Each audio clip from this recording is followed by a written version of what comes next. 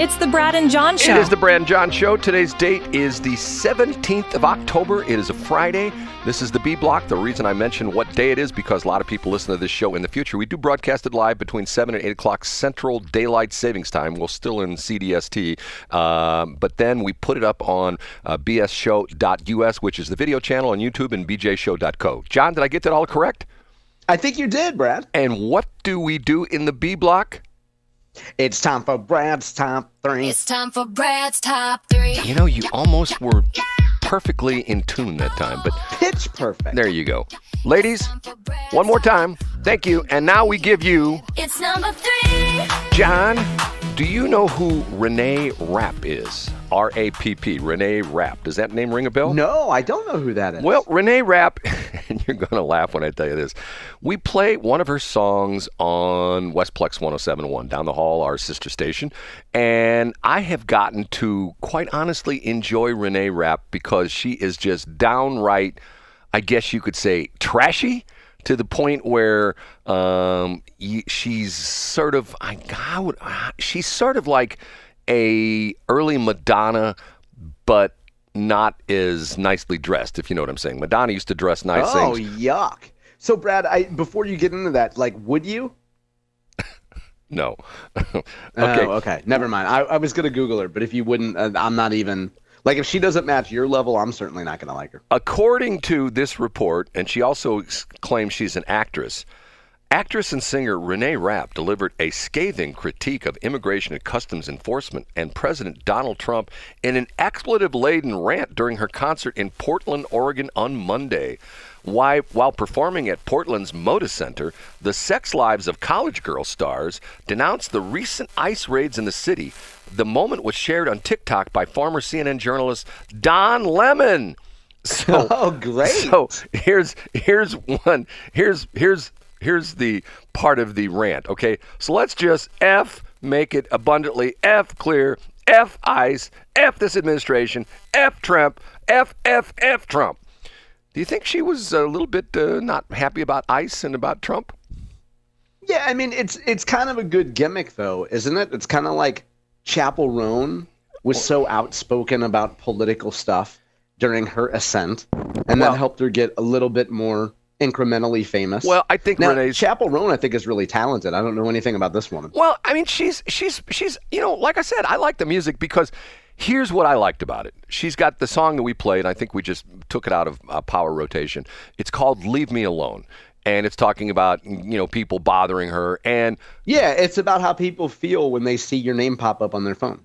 My name pop up on their phone? Is that what it is? Yeah. Leave Me Alone. No, it's a really catchy song. The only problem was when I had to search for the quote clean version because I think in the non-clean version, I believe I counted 18 F-bombs. So the FCC would not appreciate us playing that on any of our stations. So I had to clean that up. But, you're probably right. I mean, it's to the point where look at these people that made an impact. Look how Madonna started. Look how, you made a perfect example there with Chappell Roan. I mean, people, oh my God. Look at the Billie Eilish thing where she always dressed in very weird, well, I shouldn't say weird, but she had baggy pants and baggy shirt. So you couldn't really tell if she was, voluptuous or slender or built or not built. You know what I'm saying? I get exactly what you're saying. She covered all that up. And it turns out she's got some sweater puppets underneath there. Some what? Sweater puppets. Sweater puppets. Okay. we Allegedly. We won't touch that. Okay, number 2. It's time for Brad's number 2.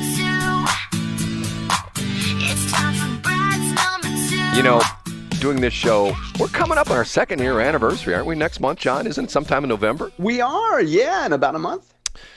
I know John pretty well, and I know John has been working on, for the past couple days, packing up his car, getting all his protest signs, and because tomorrow is the No Kings rally, and I understand that John has actually got new lithium batteries for his bullhorn, and he will be right there in the front row yelling stuff, screaming, getting the crowd all whipped up. Right, John? Aren't you going to the one downtown? Supposedly it's a rally and a march in downtown St. Louis. Did you know that? You're very close to being accurate. However, I'm riding my bike. You're right. I've turned in my man card, and I'm going to put in some polyester and a fruity little helmet, and I'm going to clog up traffic driving downtown. But yes, Brad, I'm going to be down at the No Kings, Brad, because I hate that there's looks like apparently peace in the Middle East. I hate all that. I hate the fact. Look at the stock market lately. I hate all this. We can't have kings. You know, your sarcasm is duly noted because I'm there with you 100%. Everything seems to be going along fairly well. Now, the interesting part of this is the reason I bring up the No Kings thing is that it's been very easily noted that the Democrats are not trying to settle the impasse with the government shutdown until the No Kings thing tomorrow. Then the experts are saying, look to have it settled next week, but because the Democrats wanted to get, I guess, their No Kings thing, and Trump, look, he's a king, look, he's doing this, he's doing that. But the crazy thing is, I remember this, and there was a famous interview with then President Barack Obama when, I don't know if you remember this or not, but when his daughters were starting to give of age, and I believe they were like in their early teens, and in a press conference, one of the reporters asked something to the effect of, are you looking forward to your daughters dating? And his response was, you remember this response, John? I don't remember this at all. He essentially said, the guys had better been good. And at the time, Obama had sent many of the MQ Reaper drones to blow up adversaries around the world that we were not happy with. And he said that his potential suitors for his daughters better be good because he controls the MQ Raptor drones and he may just rocket them to death. I don't think he said rocket them to death. But so when Obama says things like that, oh my God, it's great. Oh, he's so funny. He's got to protect his daughters with a MQ, with a Raptor, the Raptor drone. But yet, when Trump said something like that, oh my God, he's a king. He wants to be a king. You know what I'm saying, John? Yeah, he might go blow up some drug dealers. And by the way, I'll be honest with you, I have a little problem with that. I really do. I know, and we've discussed that on the show, Brad. I know you don't like that because you find it really authoritarian. I mean, it's one thing to bring those folks to justice in the court of law. It's another thing to just nuke them. Well, did you see the latest one? It was the sixth one where supposedly they were using some kind of a submarine. They called it a submersible, and they droned the thing. They shot it with a rocket, and supposedly not everybody was killed. There were survivors noted, and they sent a rescue helicopter, but I don't ever saw the report if they ever rescued anybody. But I don't know. I mean, if you're in the loss of, and the people never talk about the loss of the boat. That had actually been a repurposed version of the Miss Augusta. And they had retrofit it to be like a submarine style thing. And it was horrible. So I called Molly Dempsey and I'm like, what's going on? She's like, John, it's Indigenous Peoples Day. Don't call me on Monday. Is she still doing that? Do you know that? No idea. Okay. She's a lovely human being. Though. God bless Molly Dempsey. Okay, ready? And you know what she wants to hear? Brad's number one. And now, big finish, Brad's number. John, I'm going to do a real-time investigation here on the air. I did it last night. I just want to make sure it's the same thing because in prepping for the show, and I do prep for the show, you don't believe me, but I do prep for the show. And I want to show you how biased the radio business has gotten, specifically a company called iHeart. And iHeart is a media company which has become very vertically integrated. And John, you being a business person working in corporate life, explain what vertical integration is. Yeah, we could just call them verts. So here's a good example.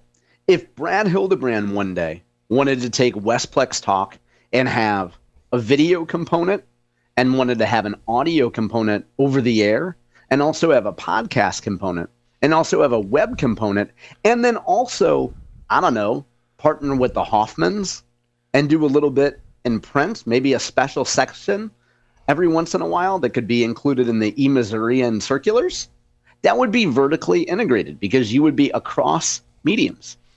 In the old days, and an example of this would be General Motors in the old days, if you got a General Motors car, it had a Delco radio in it, and the steering gear in the front, the power steering rack, was probably made by Saginaw, and there are other different parts in the car.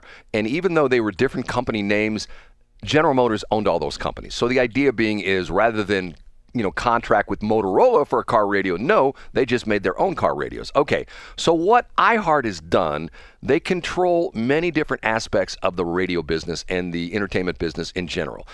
Perfect example is, for a while, I don't know if you know this, way back when, they used to own the precursor to Live Nation. I don't know if you knew this or not, but they owned that company that was actually started by a radio company, and Live Nation bought out that company, which was part of then iHeart. Now, the reason I bring this up is I am right now looking at American Top 40, okay? And I'm looking at the website. I'm looking at the chart for October 11th, 2025, which is this week, okay? And what I'm seeing is I'm seeing the top 40 songs. Now, keep in mind this chart is brought to you by a company called Mediabase. Do you know who owns Mediabase, John? I'm going to guess iHeart. Yes, it's owned by iHeart, okay? I'm looking through the top 40. I don't see any Taylor Swift songs. Every single song. I could go through the entire list, but I went through. And what's your theory on why wouldn't there be a Taylor Swift song on there? Well, John, let me go over to Billboard.com and let me go to the Billboard, the Hot 100. Now, if you read most things like on, anytime you read things on Wikipedia or things like that, Billboard has been around for decades, and I think till this day, Billboard is still pretty much the trusted source for charting of all sorts of different kinds of music. So Mediabase does the top 40, and Billboard does what they call the Hot 100. Okay, now keep in mind, when I was just on the American Top 40 site looking at the Mediabase, there was not any Taylor Swift songs anywhere on the list. Now, I'm now looking at the Billboard Hot 100, which essentially is the top 40 plus another 60 songs that Billboard has come out with. Guess, John, what the number one song is? The Fate of Ophelia. By Taylor Swift. Okay, John? Yeah, is that it? Yes. Guess what the number two song is? Life of a Showgirl. Opalite by Taylor Swift. And Opalite. Okay, good selection. the number three song. Take a guess, John. How many words is in it? 2. It's a person's name. Oh, Elizabeth Taylor. Number 3. Number 4. You're kidding me. Are they all Taylor Swift? I could go through the whole list. Number 4 is Father Figure by Taylor Swift. Number 5 is Wood by Taylor Swift. Number 6 is Wish List by Taylor Swift. Number 7 is Actually Romantic by Taylor Swift. Number 8 is The Life of a Showgirl, Taylor Swift. Number 9, Eldest Daughter, Taylor Swift. Number 10, Canceled, Taylor Swift. Number 11, Ruin the Friendship, Taylor Swift. Number 12, Honey, Taylor Swift. How in the world does one company not have Taylor Swift anywhere in the top 40, and the other company has Taylor Swift as being the top 12 songs in the Hot 100? You see what I'm saying? I believe it. Now, Brad, this is something that only you would know. Does Billboard count streaming downloads? Well, there's questions about methodology and I'm sure there are, because imagine the politics there. You've lived through it. Oh, but like in 2025.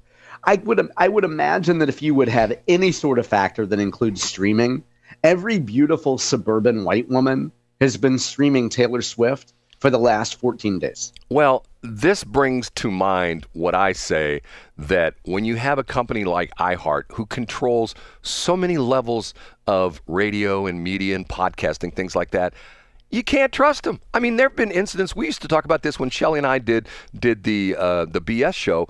There was a time when, who was the guy? It turned out the gay guy that did the duet with Billy Ray Cyrus. You know what I'm talking about? And Lil Nas X. Yes, Lil Nas X was number 1 on Billboard's Hot 100, and it wasn't even on the American Top 40. And when you listen to Ryan Seacrest, and here's the number 1 song, and it was never Lil Nas X.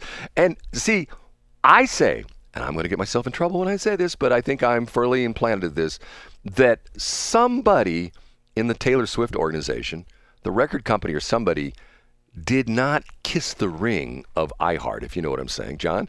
And therefore... Yeah, I get exactly what you're saying. And don't you think that undermines iHeart's credibility? Well, duh. Yeah, yes. And the interesting thing about it is I've been in this business a long time. Used to watch the charts every week.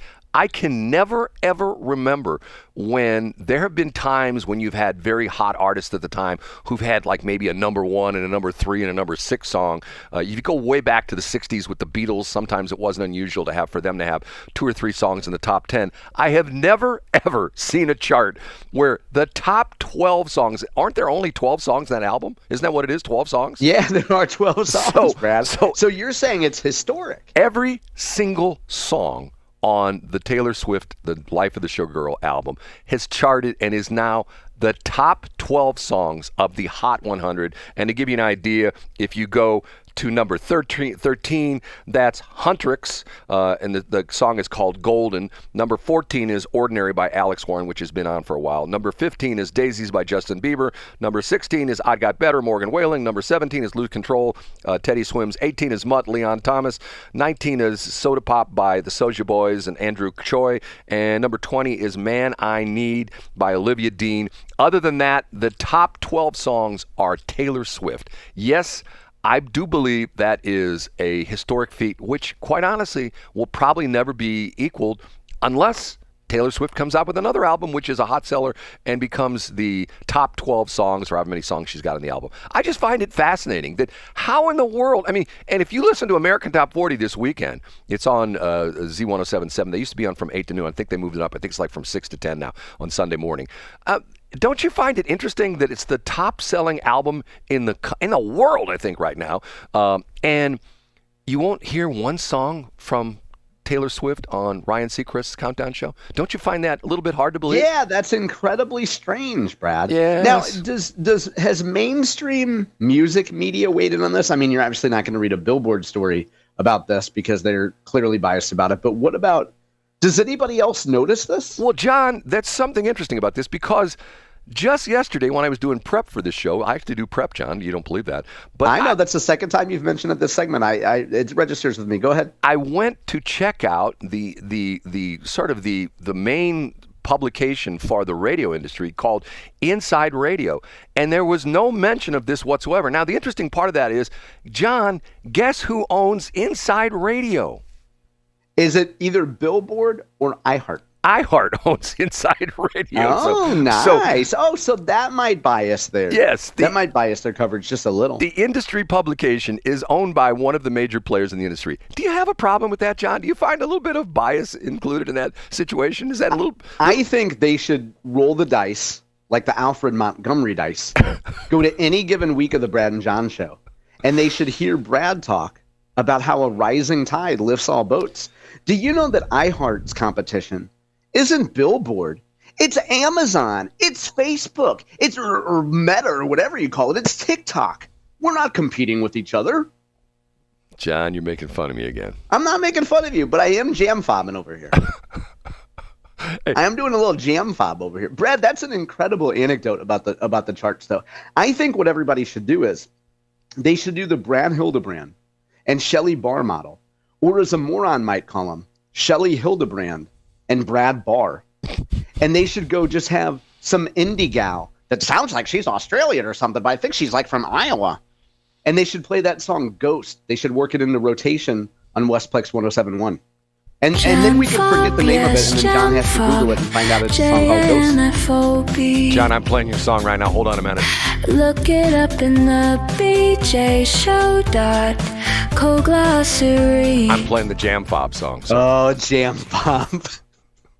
Okay. It's my second favorite new jingle after Stay Cool. Stay cool keeps you cool when it's hot and hot when it's not. Don't you like that? Is that a good jingle? I love that one, Brad. I really do love that song. Okay, here we go. Time to take a break.